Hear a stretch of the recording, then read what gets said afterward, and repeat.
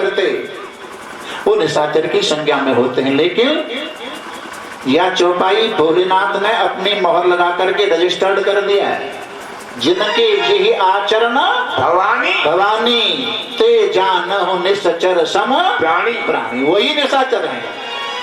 और निशाचर कौन है? एक बार विष्णु भगवान ने अपने यहाँ बड़ा सा भंडारो करो, बड़ा, और उस भंडारे में देवता और राक्षस दोनों को निमंत्रण दिया।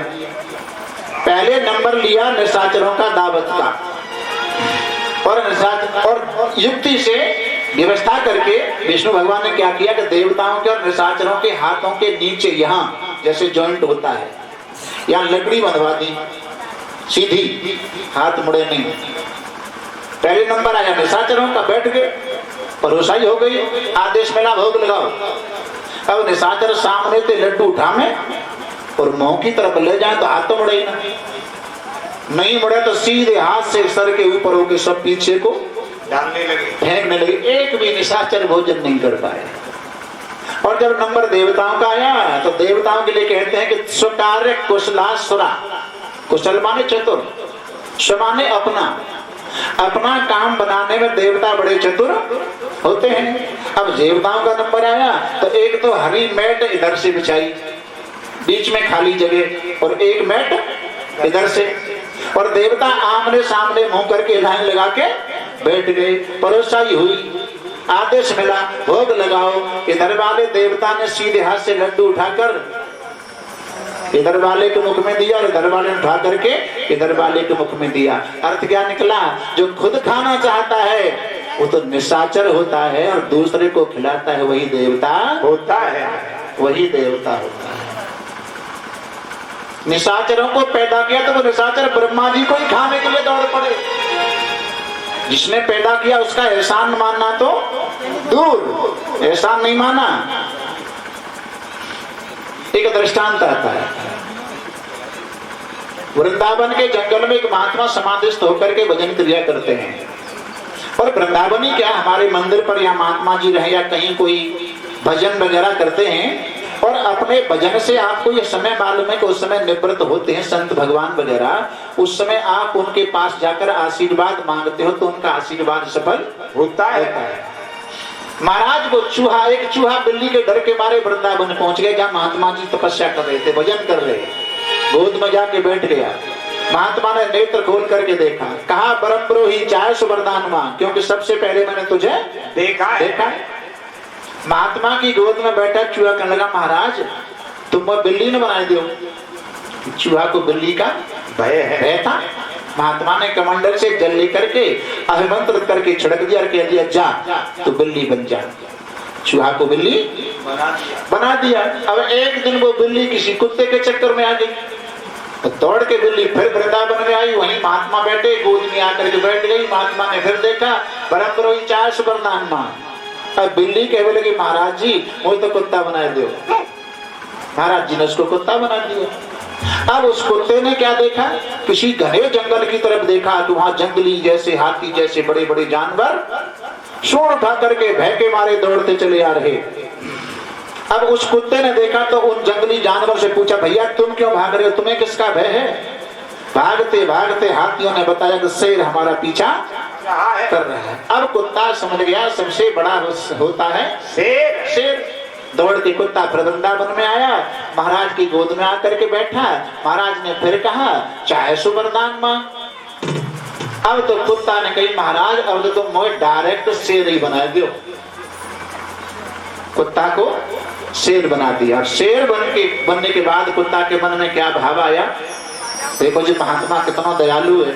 मैं एक चूहा, चूहा ते बिल्ली बनायो, बिल्ली ते कुत्ता बनायो, कुत्ता ते शेर बना दियो। अगर और कोई दूसरा चूहा जाके गोद में आके बैठे गो कि बहू शेर बना देगो, तो फिर ऐसो नहीं करूं कैसो, उन जई को कबाड़ो नहीं कर दूं, जइया न खा जाऊं। और जैसे वो शेर दहाड़ मार के महात्मा को खाने के लिए तैयार हुआ, तुरंत महाराज जी ने कमंडल से जल लेकर के छिड़क के कह दिया, जा तू पहले वाला चूहा ही हो जा। जय हो। शेर दोबारा से चूहा बन गया। भैया जिका चूहा और बिलैया की कथा ना, जी हमारी और तुम्हारी कथा है। महात्मा कौन है? परमात्मा। जंगल क्या है, संसार। जीव कौन है? चूहा। इस जीव को कभी चूहा बनाया, कभी बिल्ली बनाया, कभी कुत्ता बनाया, कभी गधा बनाया, कभी सर्प बनाया, कभी मेंढक बनाया। एक एक योनि को छुड़ाते छुड़ाते मानव का शरीर मिल गया। मानव शरीर मिल गया तो मानव हमें शेर बना दिया। और मानव शरीर मिल गया, जैसे शेर बन गया तो या भगवान ही ना खा जाओ, जाने बनाए भैया खा जा। लेकिन कमंडल दबा तो है, कमंडल भी है, मंत्र बोलना भी जानता है, वो दोबारा से फिर वहीं ढकेल देगा, जा तू पहले वाला चूहाई हो जा। तो वृंदावन बिहारी लाल की जय। तामसी वृत्ति वाले लोगों का भगवान ने त्याग कर दिया, निशाचरों का त्याग कर दिया। अब की बार रामचरितमानस के माध्यम से एक अनुपम सृष्टि पैदा करते हैं कि स्वयं मनो जय हो और सतरूपा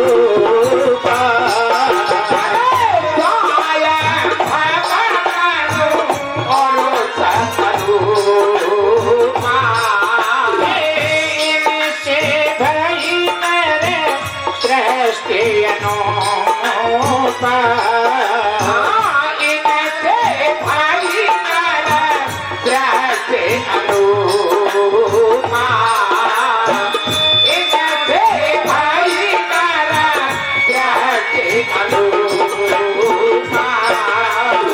स्त्री पुरुष का जोड़ा बनाया, मनु और शत्रुपा को पैदा किया। यानी सृष्टि ही बहन भाई से है। दाएं अंग से मनु महाराज, बाएं अंग से शत्रुपा, और दोनों से कहते हैं संतान पैदा करो, सृष्टि को आगे बढ़ाओ। मनोज जी सामने हाथ जोड़ करके खड़े हो गए, संतान पैदा कहां पर करें? इस समय पृथ्वी तो रसातल में। अच्छा, रसातल में पृथ्वी कैसे चली गई? एक कथा और आती है। नारायण के पुत्र ब्रह्मा, ब्रह्मा के मरीच, मरीच के कश्यप, और कश्यप के यहाँ 13 पत्नियां हैं, 13। बड़ी का नाम है अदिति और छोटी का नाम है दिति। कश्यप किसे कहते हैं? कश्यप नाम सतोगुण का है, अदिति नाम अभेद बुद्धि का है, और दिति नाम भेद बुद्धि का है। बुद्धि भी 3 प्रकार की है, सात्विकी, राजसी, तामसी। जिस बुद्धि के द्वारा धर्म अधर्म कार्य अकार्य बंधन मोक्ष यथावत परिज्ञात हो उसे सात्विक बुद्धि कहते हैं। और जिस बुद्धि के द्वारा यह 6 वस्तु यथावत परिज्ञात न हो उसे राजसी बुद्धि कहते हैं।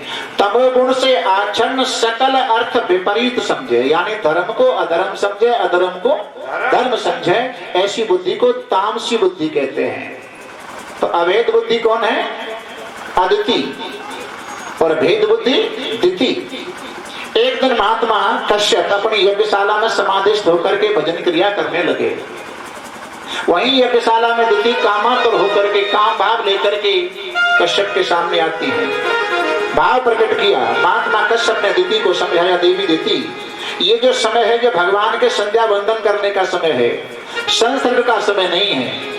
लेकिन कामातुराभा न भयम न लज्जा, कामातुर नारी होती है ना उसको किसी का भय होता है, न किसी की लज्जा होती है। केश पकड़ करके महात्मा को झकझोर डाला।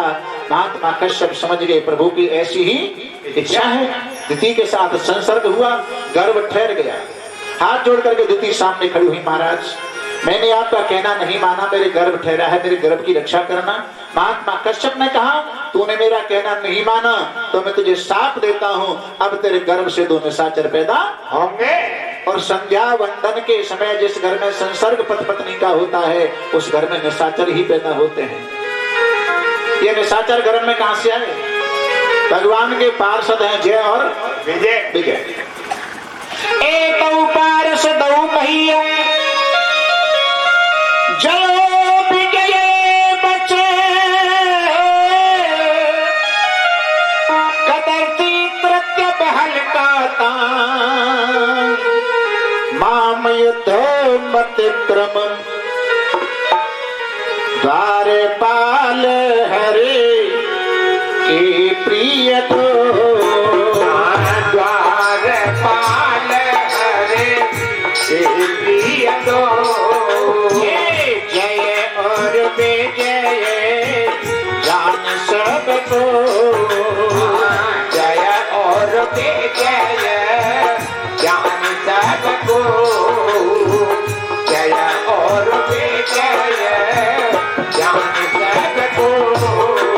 भगवान विष्णु के पार्षद हैं जय और विजय बैकुंठ में पहरेदारी करते हैं। साथ में यानी बैकुंठ के भी 7 दरवाजे हैं, साथ में दरवाजे पर पहरेदारी करने में लगे। एक बार सनकादि चारों भाई चारों में भगवान के दर्शन करने के लिए आए। 6 दरवाजे पार कर गए, 7वें दरवाजे पर सनकादि महात्माओं को जय और विजय मिल गए। महात्माओं के लिए नो एंट्री, अंदर नहीं जाने देंगे, हम यहाँ पर अपनी नौकरी कर रहे हैं। जय विजय से सनकादि महात्मा ने कहा भैया हो, भगवान का अवतार तो रास्ताओं को साफ करने के लिए होता है और तुम भगवान के रास्ते में बाधा बन के खड़े हो, दर्शन करने अंदर जाने दो ना। 2-4 बार समझाया, नहीं माना तो आवेश में आकर के उन सनकादि महात्माओं ने जय विजय को साफ दिया, जाओ तुम 3 जन्म निशाचर बनोगे।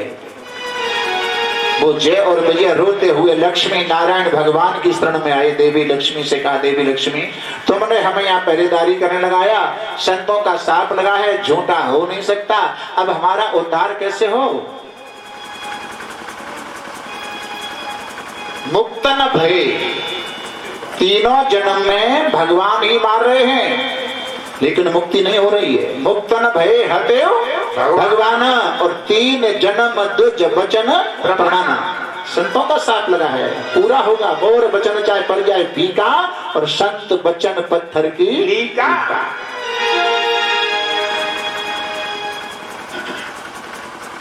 श्री राधे। भगवान नारायण कहते हैं, लक्ष्मी तुमने अच्छा तो नहीं किया, संतों का साथ है, झूठा हो नहीं सकता, लेकिन चलो तुम्हारे 1 जन्म का उद्धार मैं कराऊंगा। 1 जन्म के उद्धार की जिम्मेदारी मेरी है। अब लक्ष्मी ने कहा कि 1 जन्म के उद्धार की जिम्मेदारी हमारे प्राण वल्लभ ले रहे हैं, तो चलो तुम्हारे 2 जन्म का उद्धार मैं कराऊंगी। अब सनकादि महात्माओं को लगा के जब इन दोनों ने, लक्ष्मी नारायण भगवान दोनों इनके उद्धार की 2 जन्म की जिम्मेदारी ले रहे हैं, ये तो पहरेदारी कर रहे थे, इनका दोष ही क्या था, हमने बिना बेचारे इनको साप दे डाला, तो चलो तुम्हारे 1 जन्म का उद्धार हम कराएंगे।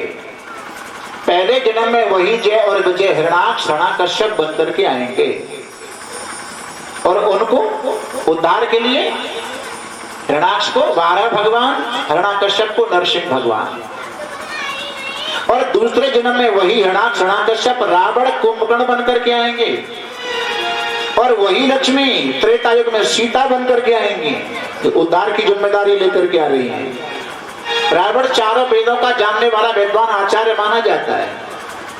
रावण जनकपुर में सीता स्वयंवर में आया धनुष को तोड़ने के लिए कि यहीं से सीता जी को लेकर के जाऊं, क्यों? अब के उद्धार की जिम्मेदारी सीता के हाथों है। वहां से सीता जी को नहीं ले जा सका तो वनवास में से पंचवटी से रावण ने सीता का हरण कर लिया। अशोक वाटिका में, आप लोग तो रामायण पढ़ रहे हो, ये नहीं कहा कि अशोक वाटिका में सीता जी को छोड़ दिया। रामायण ये कहती है कि अशोक वाटिका में अशोक वृक्ष के नीचे सीता जी को पधराया। पधराया कौन जाता है? अपना कोई पूजनीय, प्रातः स्मरणीय। अगर सीता के प्रति रावण के हृदय में काम भाव होता तो महलों में ले जाता, अशोक वाटिका में नहीं छोड़ता। और रूपक ये लेते हैं कि नित्य प्रति स्नान ध्यान करके अशोक वाटिका में रावण आता है। एक बार अपना भाव प्रकट कर ही दिया। तब अनुचरी करहु पन मोरा, तब अनुचरी करहु पन मोरा, तब अनुचरी करहु पन मोरा, तब अनुचरी करहु पन मोरा, एक बार बिलो हम होरा, एक बार बिलो हम होरा, एक बार हम होरा। आपने वचन दिया था कि उद्धार की जिम्मेदारी, यानी भावार्थ तो ये है। चौपाई का भाग लोग ये निकालते हैं कि रावण ये कह रहा है कि इतने में अपनी भी अपनी रानियों को तेरी दासी बना दूंगा, लेकिन तू मेरे घरवाली बन जा। अब ये नहीं, पाप करते करते सारी जिंदगी निकली जा रही है, मेरे उद्धार का समय कब आएगा? एक बार दृष्टि डाल करके देख लो। सीता जी जानती है रावण जीव है, सीता माया का स्वरूप है। अगर मैंने नेत्र खोल करके जीव रूपी रावण को देख लिया तो राम जी समझ जाएंगे कि लंका में माया का जीव का मिलन हो चुका है। फिर परमात्मा की प्राप्ति जीव को नहीं हो सकती। बात की पर चतुराई से तल धरि ओट कहे तबे देही सुमेरे पति परम सने। बात की तिनके की ओट लगाकर जीव और ब्रह्म में अंतर क्या है? एक रूपक और लेते हैं। राम जी वनवास में जब भ्रमण करते हैं तो आगे एक रास्ता सकरी रास्ता है, पगडंडी है, उस पर आगे राम, पीछे सीता, दोनों के पीछे लक्ष्मण। ओ भय बीच सिय सोहत कैसे ब्रह्म जीव बिच माया जैसे। जय हो। दोनों के बीच में सीता जी इस प्रकार सुशोभित होती है जैसे ब्रह्म और जीव के बीच में माया। पतला सा एक पर्दा माया का होता है और ये माया का पर्दा हट जाए तो दोनों की एक रूपता हो जाती है। माया का बाध करके माया से आगे आगे चलता है वो मायापति ब्रह्म होता है, परमात्मा होता है, और माया के पीछे पीछे चलता है वही जीवात्मा होता है।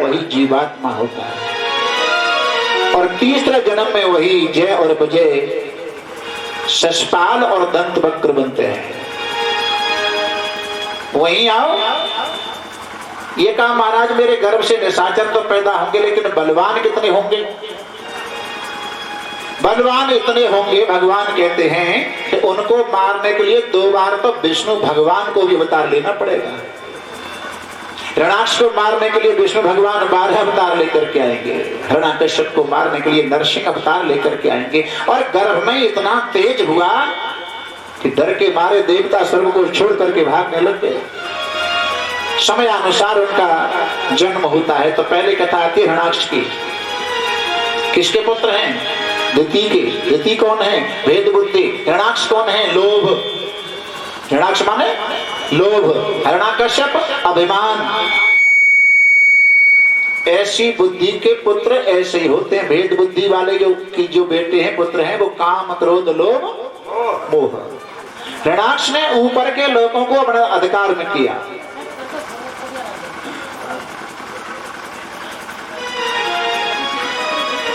लाभात लोभ प्रसेत। सूत्र कहता है किसी को किसी काम में लाभ हो जाए तो उसके प्रति लोभ और बढ़ जाता है। अगर अब की बार जो आलू अब के बिंदों का ऐसा रोज बिके, चाहे 10,000 में घेत मिले, बाकी पे सब में करेंगे।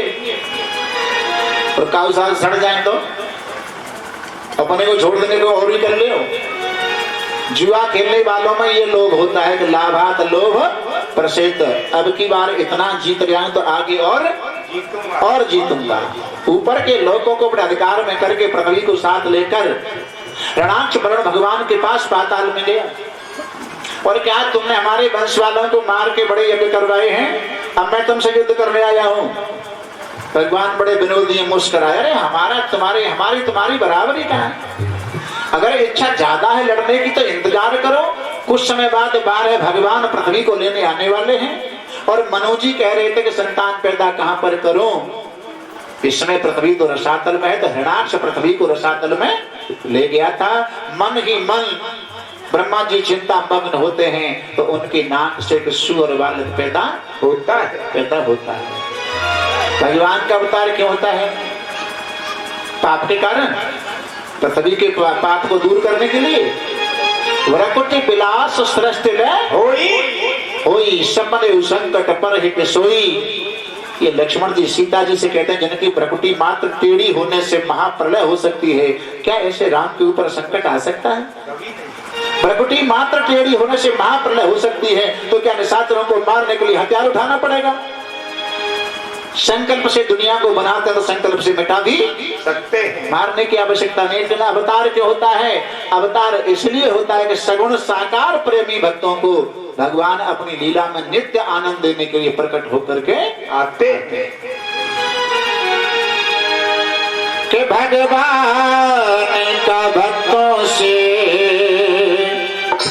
और अगर प्यार नहीं होता, भगवान का भक्तों से अगर प्यार नहीं होता, भगवान का भक्तों से अगर प्यार नहीं होता, भगवान का भक्तों से अगर प्यार नहीं होता, ये मथुरा और अयोध्या में अवतार नहीं होता।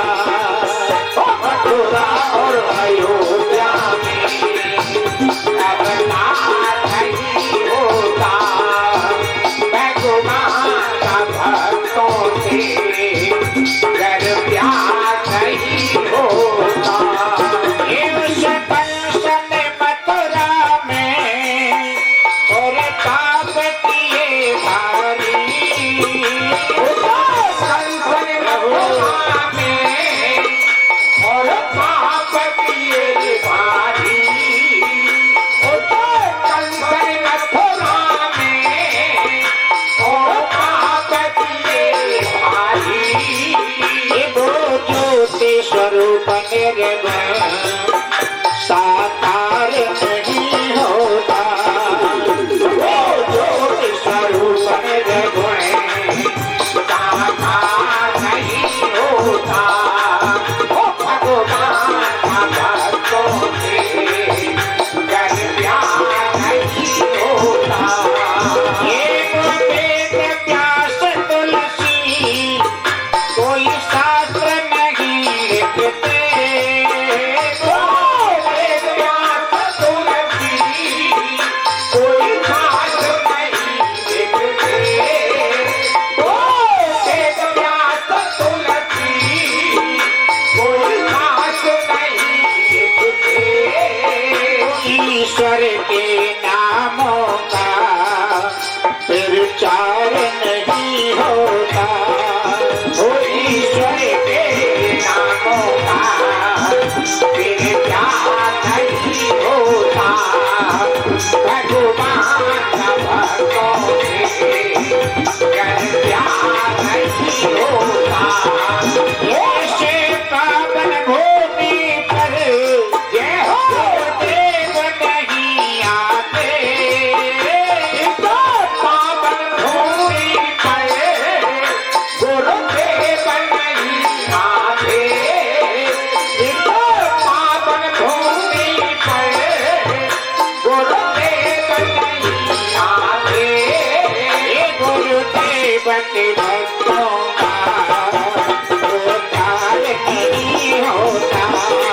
ओ गुरुदेव के भक्तों का उद्धार नहीं होता, भगवान का भक्तों से अगर प्यार नहीं होता, ओ भगवान का भक्तों से अगर प्यार नहीं होता, भगवान का भक्तों से अगर प्यार नहीं होता, ओ मथुरा और अयोध्या में अवतार नहीं होता, मथुरा और अयोध्या में अवतार नहीं होता, ये मथुरा और अयोध्या में अवतार नहीं होता। द्वारा भगवान प्रलय के जल के अंदर कूद पड़ते हैं, पृथ्वी को लेने जा रहे हैं। हिरणाक्ष पृथ्वी को लेकर ऊपर की तरफ आ रहा था, दोनों का मिलन हुआ। दोनों की लड़ने की इच्छा है, लेकिन वेदांत वाले कहते हैं बिना कारण के किसी का किसी से कोई झगड़ा नहीं होता, कारण होना जरूरी है। वारे भगवान को देख करके हृणाक्ष ने कहा, रे भैया प्रलय के जल के अंदर ये जंगली जानवर कहां से आ गया? जंगली जानवर सुअर को कहते हैं ना। भगवान मुस्कुराए, अच्छा सत्यम वयम वन गोचरा मृगा, ठीक कह रहे हो, हम तो जंगली जानवर ही हैं, लेकिन जानते हो जंगली जानवरों से लड़ता कौन है? तू ग्राम सिंह कहां से आ गया? ग्राम सिंह कहते हैं कुत्ते को। भगवान को जंगली जानवर कहा, भगवान ने उसको कुत्ता कहा। इसी बात पर दोनों में झगड़ा हो गया। बिना कारण के किसी का किसी से झगड़ा नहीं होता। राम का 14 वर्ष का ही वनवास क्यों हुआ? 13.5 14.5 का क्यों नहीं हुआ? फिक्स 14 का ही क्यों हुआ? लोग अलग अलग अपना भाव निकालते हैं।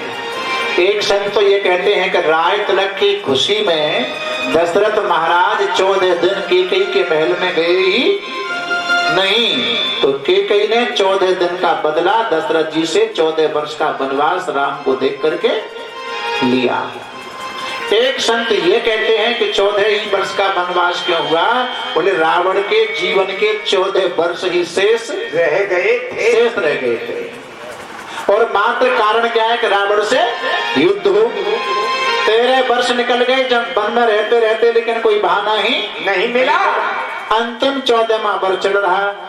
14वें वर्ष में पंचवटी पर शूर्पणखा आ गई। तुम सम पुरुषन मोह सम नारी। यहाँ तक जब शूर्पणखा ने ये कहा कि तुम सम पुरुष, तो ब्रह्मा जी को भी खुशी हुई कि निशाचरों में भी तो कोई राम की प्रशंसा करने वाला हुआ कि तुम्हारे जैसा कोई पुरुष नहीं है। और पीछे ये कहा कि न मोह सम नारी। ब्रह्मा जी बोले ले अपनी तुलना कर रही है। यह संयोग विध रचा विचारी, यानी सीता जी का संयोग तुम्हारे साथ नहीं है, क्योंकि जनक जी ने कह दिया था कि तजहु आस निज निज ग्रह जाहु लिखो न विद भेदेहि विवाहु, वो मना कर रहे। और मेरे लिए लिखा कि यह संयोग विध रचा विचारी। ब्रह्मा जी ने लिखा है, ब्रह्मा जी ने कर्म पे हाथ डाल, लेकिन मैंने कब लिख दिया? झूठ काहे को बोल रही है? इस कथा का आशय यह है कि बिना कारण के किसी का किसी से झगड़ा नहीं होता है। झगड़ा जब होने लगा 1000 वर्ष तक युद्ध हुआ दोनों का। देवता कहते हैं महाराज इस दुष्ट को जल्दी क्यों नहीं मार देते? देवताओं के कहने पर एक घूंसा मारा, नाश का प्राणांत हुआ और पृथ्वी को भगवान अपनी डाढ़ों पर रख करके ऊपर की तरफ आ रहे। अब आप विचार करोगे, प्रलय जब होती है ना तो जल ही यानी पृथ्वी जलमग्न हो जाती है, पृथ्वी डूब जाती है। और ऐसा पृथ्वी को साथ लेकर हृणाक्ष ऐसा कोई जघन्य पाप करने वाला हो तो क्या कहते हैं कि ऐसा पाप किया है कि पृथ्वी रसातल में चली गई, जघन्य पाप किया है। लेकिन हमारे शायद पंडित जी ने पढ़ी है वो चीज, तर्क संग्रह पहले पृष्ठ पर द्रव्य गुण कर्म सामान्य विशेष समवाय अभावा 7 पदार्थ, 7 पदार्थ हैं। द्रव्य है 9, पृथ्वी जल तेज वायु आकाश काल दिक् आत्मा और मन, ये 9 द्रव्य हैं, 7 पदार्थ हैं। इन 9 द्रव्यों में पृथ्वी सबसे पहले आती है। पृथ्वी 2 प्रकार की है, कार्य रूपा पृथ्वी और परमाणु रूपा पृथ्वी। पृथ्वी को गंधवती कहते हैं, लोग सुनते भी तो हैं पृथ्वी की मिट्टी को लेकर, गंधवती कहते हैं। रंग कैसा है पृथ्वी का? रंग कैसा है तो विद्वान रंग बताए, बोले पीला रंग है। कैसे मान लें पीला है? पृथ्वी का रंग पीला कैसे मान लें? बोले इसलिए मान लें कि जब बीज बोते हैं ना जमीन में बीज, तो बीज के अंदर से अंकुर फूट करके आता है तो वो पीला ही आता है, इसलिए पृथ्वी का रंग भी पीला है। कार्य रूपा पृथ्वी और परमाणु रूपा पृथ्वी, तो स्थूल है जो दिख रही है ये तो कार्य रूपा पृथ्वी है, और सूक्ष्म है जो परमाणु रूपा है जिसकी गंध है, और जिसमें से गंध उसके तत्व निकल जाते हैं तो उसमें बीज पैदा नहीं होता है। तत्वों की पूर्ति करने के लिए दुनिया भर के कैल्शियम वगैरह या कौन से केमिकल वगैरह लगाते हैं। आज महाराज पृथ्वी को अहंकार हुआ, क्योंकि मैं भगवान की डाढ़ों पर हूं तो मेरे बगैर दुनिया में कोई क्रिया होने वाली नहीं। और भगवान सर्वांतर्यामी है, पृथ्वी के भाव को समझ गए, पृथ्वी को अहंकार हो गया है। तो पृथ्वी के अहंकार को मिटा देना चाहिए। क्या आगे कुछ वृक्ष और वृक्षों पर चिड़ियाओं की चहचहाहट। पृथ्वी को वृक्ष दिखाई दिए, चिड़ियाओं की चहचहाहट को सुना। तुरंत पृथ्वी ने कहा, हे महाराज, मैं आपकी डालों पर हूं और ये मेरे बगैर वृक्ष और ये चिड़िया ये सब कहां से? भगवान बोले, देवी पृथ्वी, ये मेरा परम धाम वृंदावन धाम है। अच्छा, क्या वृंदावन का प्रलय में भी नाश नहीं होता? तो पहले बुजुर्ग लोग कहा करते थे कि 3 लोक से मथुरा न्यारी न्यारी। इसके लिए एक कथा और बताते हैं। एक बार शंखासुर नाम का राक्षस ब्रह्मा जी के वेदों को चुरा करके ले गया।